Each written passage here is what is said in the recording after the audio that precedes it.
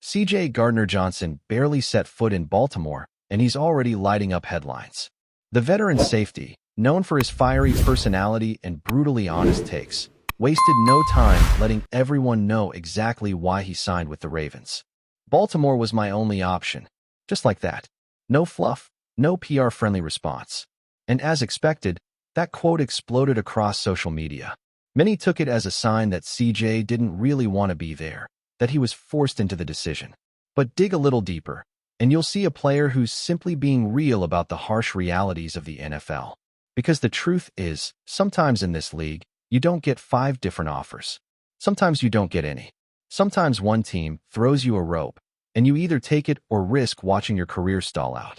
For Gardner-Johnson, that rope came from Baltimore, a team with clear needs in the secondary, a team in the middle of a storm, and a team in desperate need of exactly what CJ brings to the table: experience, intensity, and an edge. Right now, the Ravens are at a breaking point. 1 win, 5 losses, and a locker room on the verge of unraveling. The blowout loss to the Texans wasn't just about the scoreboard.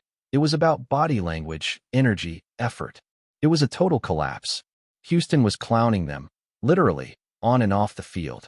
And honestly, Baltimore earned every bit of that embarrassment. They came out flat, played soft, and got embarrassed. This team isn't just losing games, they're losing their identity. That's where CJ comes in. Because love him or hate him, one thing C.J. Gardner-Johnson has never lacked is fire. He's loud, he's aggressive, and he's not afraid to call teammates out. He talks trash, backs it up, and brings energy every single snap. That might rub some people the wrong way, but for a team that's been sleepwalking through games, that's exactly the kind of spark they need. Especially on a defense that looks totally lost. Coordinator Zach Orr is under fire, and the entire secondary looks like it's playing without a GPS miscommunication everywhere. Safeties 30 yards off the ball, corners giving up free releases, and virtually zero pressure on the quarterback. Right now, the Ravens rank 29th in pressure percentage. That means only 3 teams in the league are worse at getting after the quarterback. That's not just a problem, it's a crisis. CJ alone won't fix that, but he might help wake everyone up.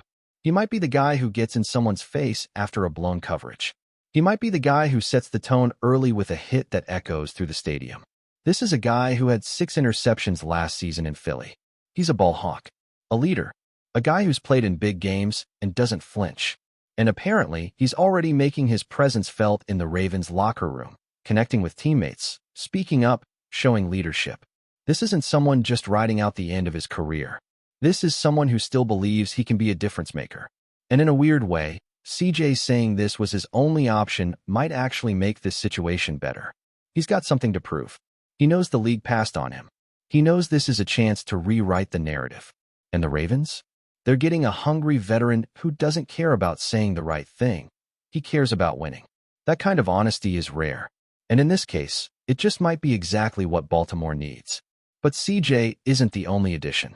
The Ravens also traded for safety Alohi Gilman from the Chargers. Another move that shows just how urgent things are in Baltimore. Gilman's not flashy, but he's physical, instinctive, and thrives near the line of scrimmage. He brings a different kind of presence, less vocal, more steady. And if the idea is to free up Kyle Hamilton to move around more and make plays, then bringing in Gilman makes perfect sense.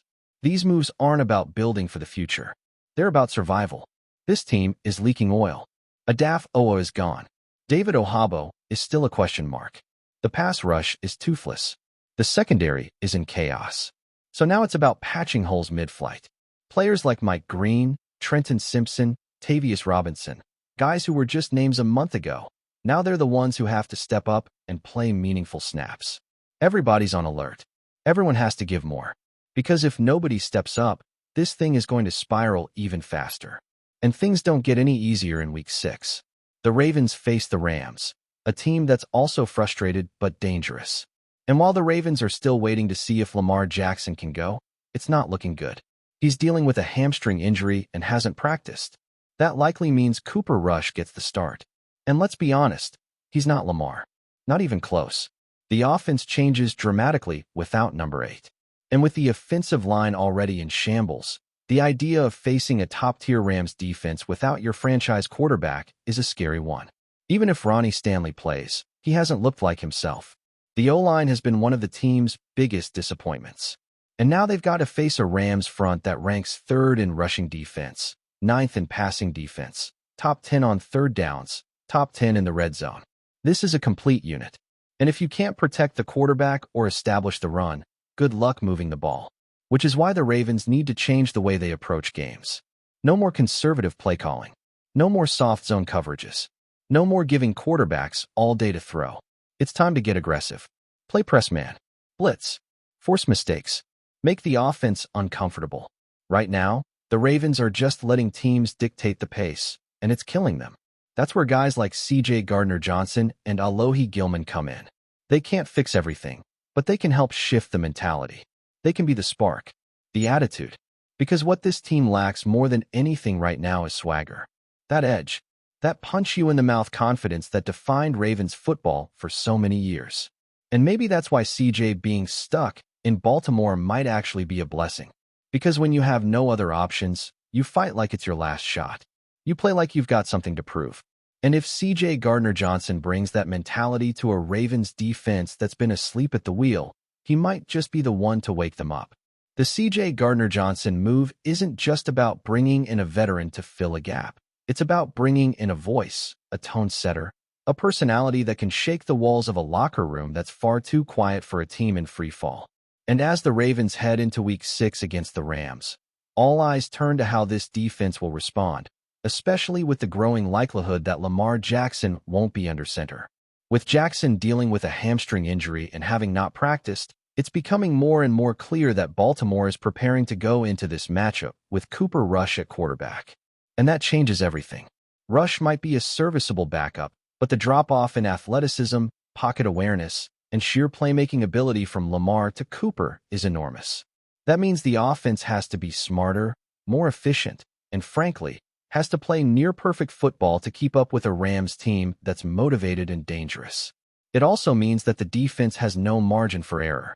They can't afford to give up long drives, they can't afford to miss tackles, and they absolutely cannot allow Matthew Stafford to stand in the pocket untouched. Stafford is still one of the most accurate deep ball throwers in the league, and even without Cooper Kupp, he's been able to move the ball downfield with efficiency. The Rams have a balanced attack, a creative playbook, and an offensive line that's been surprisingly solid. The Ravens' pass rush, however, is anything but. With Adaf Oa traded and David Ohabo still out, there's a massive hole at edge rusher. Mike McDonald and Zach Orr are scrambling to piece together a rotation that can generate some kind of pressure. Tavius Robinson, Calais Campbell, Kyle Van Noy, maybe even Trenton Simpson. They're all being asked to do more than they were probably ready for. Simpson, in particular, is an interesting name. Known for his speed and versatility at Clemson, he's been mostly used in a limited role so far. But given the desperate need for someone who can fly off the edge, he might get his shot. Simpson's background as a linebacker who thrived near the line of scrimmage could make him a surprise weapon in this game. If the Ravens want to confuse Stafford, they'll need more than just basic blitz packages. They'll need disguised looks, simulated pressures, and someone who can get there fast enough to make the veteran quarterback uncomfortable. And then there's Alohi Gilman, who might be stepping into a major role just days after arriving. It's a tall ask, learning a new scheme, adjusting to a new locker room, and being expected to produce immediately. But Gilman brings traits that this defense sorely needs. He's tough, instinctive, and plays with a chip on his shoulder. He's the type of safety who thrives around the ball, isn't afraid to hit, and has the IQ to be in the right place at the right time. There's talk of the Ravens going with more 3 safety sets, something they've used in the past with success. Kyle Hamilton roaming the field, C.J. Gardner-Johnson bringing that fire near the box, and Gilman filling the gaps in coverage and run support. It's not the perfect solution, but it might be the most aggressive setup they can throw at a high-powered Rams offense. And they'll need to be aggressive, because the Rams' defense is no joke either. They've quietly become one of the most well-rounded units in the NFL. They don't just stop the run, they shut it down completely. Only 2 rushing touchdowns allowed all year. They don't give up explosive plays. They don't give up easy yards on early downs. That's going to put even more pressure on Baltimore's offensive line, a group that has struggled mightily this season. Even when Ronnie Stanley is healthy, he hasn't looked like himself. The interior of the line has been inconsistent, and penalties are killing drives before they even start. You cannot face a defense like this and constantly find yourself in second and long, third and long situations. That's a recipe for disaster, especially with Cooper Rush back there. So what's the answer? Honestly, it's probably a mix of creativity and risk-taking. The Ravens can't play scared. They can't run the ball on first down every drive, gain 1 yard, and then expect Rush to bail them out. Todd Monken has to open the playbook early. Quick throws, screens, jet motions, anything to get the defense moving laterally and take some heat off the offensive line. There's also the possibility we see some Tyler Huntley packages. Huntley, who quietly changed his number to 5, brings mobility that Rush simply doesn't. While the Ravens are unlikely to make Huntley the full-time starter for this game, it wouldn't be surprising to see him get a handful of snaps, especially in short yardage or red zone situations where his legs can be a real threat. Think 4 to 6 plays, just enough to give the Rams defense a different look and maybe keep them guessing. And then, of course, there's Derrick Henry, a guy who's looked a step slower, yes, but also a guy who's getting no help from the offensive line. Defenses are stacking the box, keying in on him, and daring the Ravens to beat them through the air. And until Baltimore proves they can do that consistently, the blueprint isn't going to change. Henry needs lanes. He needs push, and he's not getting it. This week, against a front that's allowing just over 3 yards per carry, it's not going to get any easier. If he can't get going early, the offense could find itself in trouble very quickly. That's why every snap, every play call, every decision matters. The Ravens have zero room for error. A slow start could bury them. Turnovers? Game over. Mental mistakes? Can't afford them.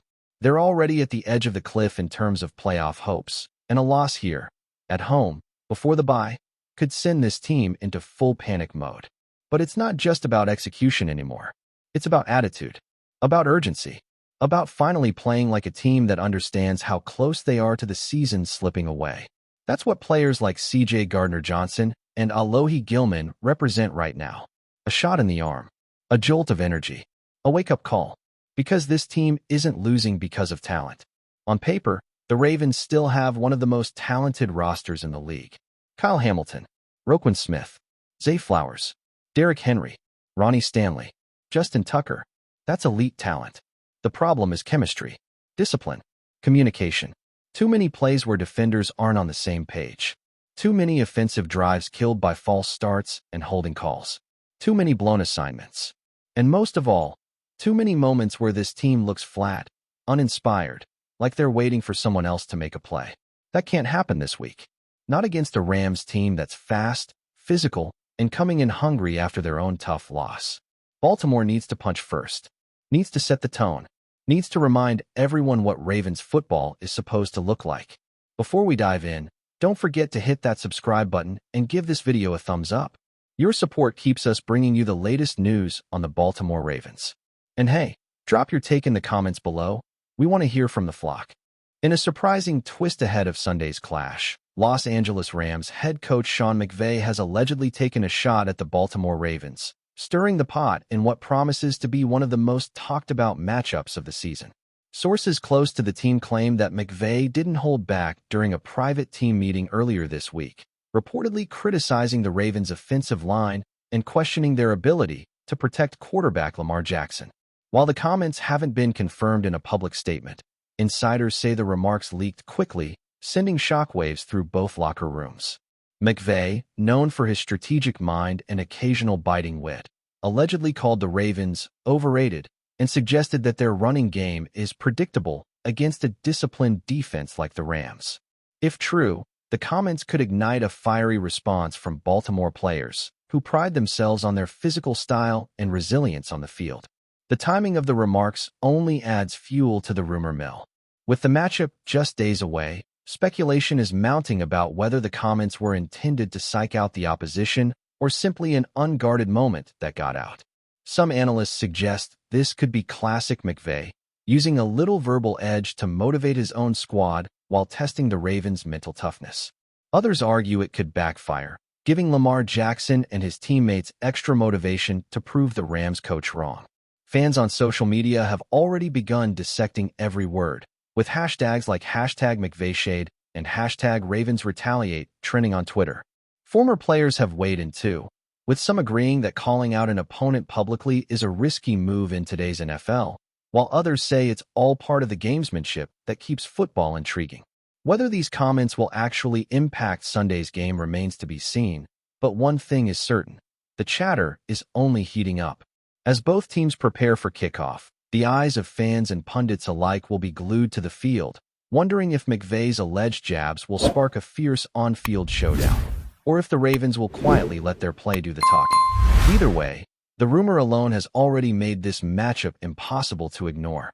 That's it for this update. If you enjoyed the video and want to stay in the loop with exclusive news on our Baltimore Ravens, make sure to subscribe and hit that like button. We'd love to hear what the flock thinks. Drop your thoughts in the comments. See you in the next one.